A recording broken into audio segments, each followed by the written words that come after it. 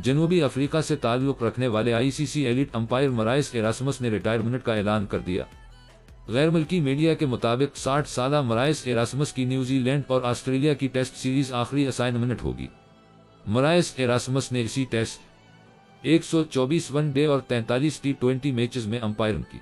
उन्होंने 18 वेमन टी20 मैचेस में भी फराइज अंजाम दिए और वो 3 मरतबा ICC umpire of the year करार पाए।